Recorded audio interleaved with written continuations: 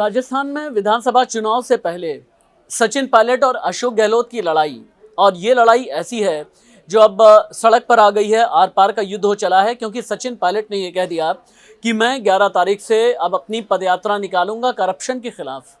अशोक गहलोत के लिए सचिन पायलट ने यहाँ तक कह दिया कि अशोक गहलोत की जो सेंट्रल लीडर हैं या उनकी जो नेता हैं, ये सोनिया गांधी नहीं है बल्कि वसुंधरा राजे हैं।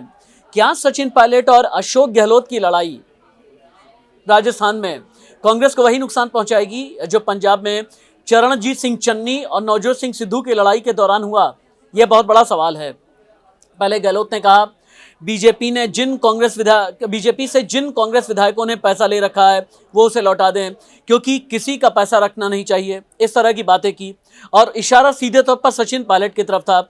सचिन पायलट ने कुछ साल पहले, लगभग 2 साल पहले, एनसीआर में मानेसर में जिस तरह से अशोक गहलोत के खिलाफ में एक ग्रुप इकट्ठा किया विधायकों का, वो आज भी अशोक गहलोत के जहन में ताज़ा है। अशोक गहलोत को ये लगता है कि बुनियाद कमज़ोर कर रहे हैं सचिन पायलट, और कभी भी मजबूत सरकार उन्हें चलाने नहीं दी। सचिन पायलट ने भी भयंकर जवाब दिया, कहा जो मुख्यमंत्री अपने ही विधायकों पर इस तरह के आरोप लगाता फिरे, उससे आखिर क्या और किस तरह की उम्मीद करें। आरोप भी उन विधायकों पर जिन्होंने अशोक गहलोत को मुख्यमंत्री की कुर्सी तक पहुंचाया। सचिन इस बार गहलोत के बयानों से बुरी तरह आहत है, लेकिन बैकअप सेंट्रल लीडरशिप का किसे मिल रहा है, ये बड़ा सवाल है। क्योंकि अशोक गहलोत ने, जब कांग्रेस अध्यक्ष पद का चुनाव था और अशोक गहलोत ने जिस तरह से तथाकथित बगावत की थी, ये नाराजगी अभी भी सेंट्रल लीडरशिप के जहन में है, ये कहा जा रहा है। और सचिन पायलट अभी तक खामोश रहे, लेकिन अब खुल करके लड़ाई के मैदान में आ गए हैं।